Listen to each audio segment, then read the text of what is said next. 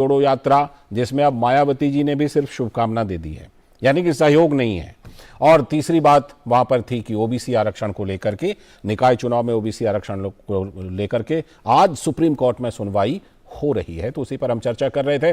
बहरहाल बढ़ते हैं अगली खबर की तरफ, और आज की जो दूसरी हमारी खबर है जिस पर हम चर्चा कर रहे हैं वो है दक्षिणी राज्य केरल से, जहां आज फिर से राज्य की विजयन सरकार में मंत्री के तौर पर शपथ ले रहे हैं साजी चेरियन। और हम आपको बताएंगे ये कौन है। पहले मंत्री पद पर रहते हुए चेरियन ने भारत के संविधान पर की थी गलत टिप्पणी, गवर्नर की दखल से देना पड़ा था पहले इस्तीफा। सीपीएम नेता चेरियन ने पिछले साल जुलाई में एक भाषण के दौरान संविधान के खिलाफ की थी टिप्पणी, और इसके बाद इस संबंध में चेरियन के खिलाफ आपराधिक मामला दर्ज कर लिया गया था, जिसके बाद इस्तीफा देना पड़ा था। और वो भी कैसे, जब राज्यपाल आरिफ मोहम्मद खान ने साजी चेरियन को फिर से मंत्री के रूप में शामिल करने की अब जाकर मुख्यमंत्री के सिफारिश को मंजूरी दी थी, उस समय राज्यपाल ने ही हटाया था। अब राज्यपाल ने कहा है कि मैंने मुख्यमंत्री की सिफारिश को स्वीकार किया है क्योंकि उनकी सलाह तो मुझ पर बाध्यकारी है। एक दिन पहले राज्यपाल ने कहा था कि चेरियन को शामिल करना सामान्य मामला नहीं है, दस्तावेजों की जांच करने की आवश्यकता है। तो केरल कांग्रेस ने साजी चेरियन के फिर से मंत्री पद पर शपथ ग्रहण करने का विरोध किया है, काला दिवस मनाने की घोषणा कर दी है आज के लिए। बीजेपी ने भी साजी चेरियन के फिर से मंत्री पद पर शपथ ग्रहण पर तीखी प्रतिक्रिया दी है। प्रकाश जावड़ेकर भारतीय जनता पार्टी के वरिष्ठ नेता और केरल के इंचार्ज हैं, उन्होंने इस मुद्दे पर क्या कुछ कहा है, सुनते हैं। एक मंत्री जिसने संविधान की रक्षा की शपथ ली है, साजी चेरियन, उन्होंने संविधान का संरक्षण तो किया ही नहीं, उल्टा संविधान को गालियां दी। संविधान के निर्माता डॉक्टर आंबेडकर और उनकी पूरी टीम को गालियां दी, और ये कहा कि ये ब्रिटिशों के विचार से ही बनी है। तो यह प्रतिक्रिया थी भारतीय जनता पार्टी के वरिष्ठ नेता, पूर्व केंद्रीय मंत्री और केरल के इंचार्ज प्रकाश जावड़ेकर की, आपने सुनी। और अब इस मुद्दे पर हमारे साथ चर्चा करने के लिए जुड़ रहे हैं वरिष्ठ पत्रकार आर राजगोपालन, जो केरल की राजनीति को बहुत ही अच्छी तरह से समझते हैं। बहुत बहुत स्वागत सर। नमस्कार।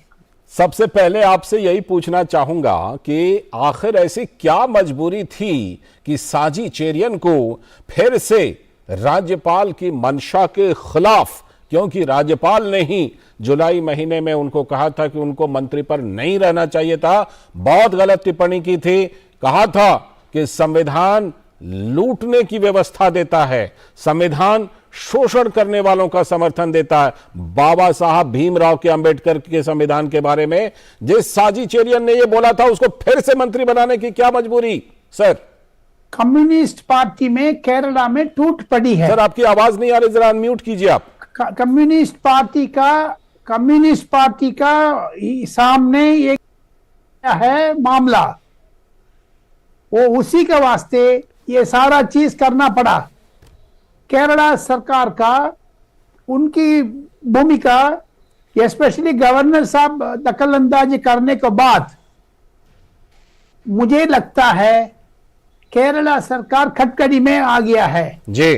पिनारे विजयन साहब का दुविधा है। उधर केरला कम्युनिस्ट दो गुट पड़ी है, एक प्रकाश करात गुट, एक Sitaram Yechury group, Pinarayi Vijayan group, Achuthanandan group, ऐसे ग्रुप हो गया केरला में। 4-5 ग्रुप है जी। लेकिन एक ही है, संविधान का खिलाफ बोलने वाले, बाबा अंबेडकर को खिलाफ बोलने वाले चेरियन का क्यों मजबूरी से लेना पड़ेगा? क्योंकि उधर दबदबाव है चेरियन का।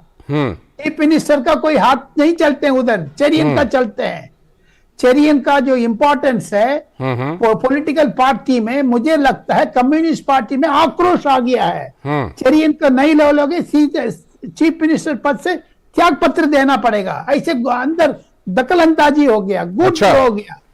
सो मुझे लगता है केरला पेपर्स में, केरला टेलीविजन में, केरला यूट्यूब को मैं कम से कम 20-25 बार सुन चुका हूं। मुझे लगता है केरला गवर्नर ने अच्छा किया है। लोकल कांग्रेस उधर है, चन्नीतला, जो रमेश चन्नीतला ने चेरियन ने, सब लोग उसको खिलाफ बोला है। लेकिन क्या मजबूरी था पिनारे विजयन चीफ मिनिस्टर का ये चेरियन का वापस लेना का? क्योंकि उधर राजनीतिक नहीं चलते, जाति का प्लस धर्म का, हिंदू धर्म, मुसलमान, क्रिश्चियन धर्म, इसके पीछे है उधर केरला में। 100% लिटरेसी है केरला में, लेकिन लिटरेसी होने के बावजूद भी मुझे लगता है एकदम आने वाले दिन में केरला सरकार खटखड़ी में आ जाएगी, क्योंकि वो संविधान को खिलाफ जा रहा है, उसको कैसे ले सकता है? कोर्ट अभी भी कोर्ट में केस पेंडिंग है, लोअर कोर्ट में, हाई कोर्ट ने दे दिया रिप्रेजेंटेशन ऑफ पीपल एक्ट में कोई दिक्कत नहीं है, ये बोल सकता है, जो भी बोल सकता है। ये कैसे है? ये मंत्री शपथ लेते हैं, मैं इस कानून के ऊपर शपथ ले रहा हूं करके, उसको खिलाफ कैसे बोलेगा ये? ठीक है राजगोपालन सर, इस सवाल को मैं थोड़ा और बड़ा बनाता हूं, और ये सवाल इसलिए बड़ा बना रहा हूं क्योंकि याद कीजिए संविधान निर्माता बाबा साहब अम्बेडकर ने कहा था कि कम्युनिस्ट आइडियोलॉजी वाले लोग इस संविधान को नहीं मानेंगे, ये संविधान उनको स्वीकार नहीं है। क्या साजी चेरियन के बयान को उसी संदर्भ में देखा जाना चाहिए, बाबा साहब अम्बेडकर के उसी बयान के संदर्भ में? बिल्कुल सिंह साहब, आपने ठीक है एकदम टोका मारा है, एकदम अच्छा किया है, अच्छा बोला है आपने, तो एकदम बाबा साहब अम्बेडकर का खिलाफ है ये। बाबा साहब अम्बेडकर कम्युनिस्ट को खिलाफ थे। ये लोग कम्युनिस्ट लोग क्यों बाबा साहब अम्बेडकर के खिलाफ है पता आपको? उधर मुझे लगता है केरला में कम्युनिस्ट पार्टी के अंदर 3-4 ग्रुप है। ये एनी टाइम जो स्वप्ना सुरेश करके एक लड़की ने जो स्मगल कर रही थी, उसको सपोर्ट करने वाले हैं चीफ मिनिस्टर, उनको खिलाफ था ये चेरियन को निकाल दिया है चीफ मिनिस्टर ने। सो मुझे लगता है केरला पॉलिटिक्स गंभीरता ले रहे हैं। 2024 में केरला में कम्युनिस्ट समाप्त होने का संभव है, क्योंकि कांग्रेस उधर बढ़ते जा रहे हैं, बीजेपी का दबदबाव है। मुझे लगता है केरला कांग्रेस में एकदम यूनिटी आ जाएगी, तब कम्युनिस्ट को उड़ा देगा उधर से पार्टी। राजगोपालन सर, एक बात और आपसे समझना चाह रहा हूं कि राज्यपाल ने, गवर्नर ने पहले चेरियन को हटाने में उनकी बड़ी भूमिका थी, अभी फिर से उन्होंने मना किया था कि नहीं लेना है, लेकिन अब उन्होंने ये कहा है कि मुख्यमंत्री ने अगर सिफारिश कर दी है तो मेरे लिए तो वो मैंडेटरी है, मेरे लिए बाध्यकारी है, इसलिए लेना पड़ा। आखिर राज्यपाल को क्या अंततः मुख्यमंत्री की सिफारिश माननी पड़ी? नहीं, और कोई विकल्प नहीं है ना राज्यपाल का। जो आरिफ मोहम्मद खान का एक बार रिजेक्ट कर सकते हैं, दूसरा बार राष्ट्रपति भी जो पार्लियामेंट में कानून को वापस दे सकते हैं, लेकिन दूसरा बार पार्लियामेंट कानून को स्वीकार किया, राष्ट्रपति भी लेना पड़ेगा। ऐसे बाबा अंबेडकर ने तो ये कानून लगाया है, इसीलिए बाबा अंबेडकर का चेरियन ने ठोका ठोकी करेगा, लेकिन बाबा अंबेडकर का जो न्याय है उसको राज्यपाल आरिफ मोहम्मद खान पालन करना पड़ेगा, क्योंकि इसीलिए पालन किया। एक बार आप रिजेक्ट कर सकते, 2 बार नहीं है। ठीक है, तो एक बार रिजेक्ट किया है। उन्होंने दुनिया का दिखाया ये आदमी तो बेकार है, कानून के खिलाफ बोलता है, अंबेडकर के खिलाफ बोलता है। जो मिस्टर आरिफ मोहम्मद खान ने तो कुल्लम कुल्ला पब्लिक में दूध को दूध, पानी का पानी कर दिया है। ठीक है, लेकिन अभी मजबूरी से उन्होंने निकला, मैंडेटरी है, otherwise he has no other option. चलिए, राज्यपाल की मजबूरी हम समझ गए, लेकिन जैसे वहां पर हम जानते हैं कि प्रमुख विपक्षी यूडीएफ है कांग्रेस के नेतृत्व में, और भारतीय जनता पार्टी का भी प्रेजेंस है ही। इन लोगों ने काफी विरोध करने का, ब्लैक डे मनाने का फैसला किया है। ये विपक्षी कहां तक इस मामले को ले जा पाएंगे, साजी चेरियन से जुड़े मामले को? ये उन्होंने एकदम ब्लैक डे किया है, हड़ताल किया है, लेकिन मजबूरी है। चीफ मिनिस्टर का दबदबाव तो चलेगा हमेशा, क्योंकि मुझे लगता है केरला गवर्नर को भी हाथ बांधा हुआ है कानून की दौड़ पर, और ओपन नहीं कर पाएंगे। चीफ मिनिस्टर का मजबूरी है। चेरियन को क्यों लिया? नहीं तो पार्टी टूट जाएगा, सरकार निकल जाएगी। इतना दबदबाव इसको ऊपर है, चेरियन के ऊपर। अभी देखते जाइए, इनको लाउड माउथ है ना जी, बोलने वाले, और भी कोई अनशंट बोलेगा 10 महीने के, 1 महीने 2 महीने में, और फिर कटकड़े में आएगा। ये कंट्रोवर्शियल आदमी है, मोटर माउथ कहते हैं अंग्रेजी में, ये तो मोटर माउथ है। बिल्कुल, ये एक बड़ा सवाल लगा है पिनाराई विजयन की सरकार पर। बहुत बहुत शुक्रिया सर, जुड़ने के लिए और विस्तार से हमें समझाने के लिए और जानकारी देने के लिए बहुत बहुत शुक्रिया। तो हमारे साथ वरिष्ठ पत्रकार आर राजगोपालन जी जुड़े थे, जो केरल में जिस तरह से साजी चेरियन जिन्होंने संविधान के खिलाफ टिप्पणी की थी, उनको फिर से मंत्री बनाया जा रहा है, उस पर हम चर्चा कर रहे थे। और अब हम रुख करने वाले हैं एक और राज्य का, और वो है बिहार, जहां पर एक बार फिर से तनातनी दिखाई पड़ रही है महागठबंधन के अंदर।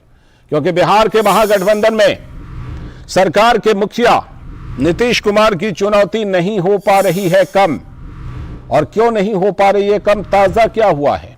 राज्य में मंत्री का पद गंवा चुके विधायक सुधाकर सिंह ने एक बार फिर से मुख्यमंत्री के खिलाफ आपत्तिजनक टिप्पणी की है।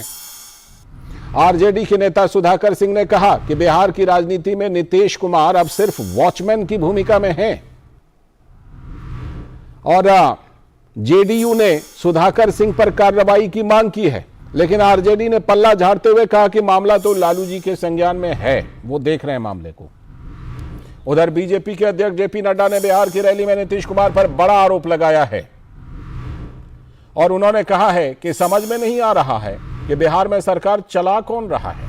ये जेपी नड्डा ने यह बात कही है। साथ ही जेपी नड्डा ने जोर देकर कहा कि जनादेश के अपमान के लिए जनता नीतीश कुमार को सजा तो जरूर देगी। इस बीच हम जानते हैं कि आरजेडी के प्रदेश अध्यक्ष तो जेपी नड्डा ने जोर देकर कहा कि जनादेश के अपमान के लिए जनता नीतीश को सजा जरूर देगी।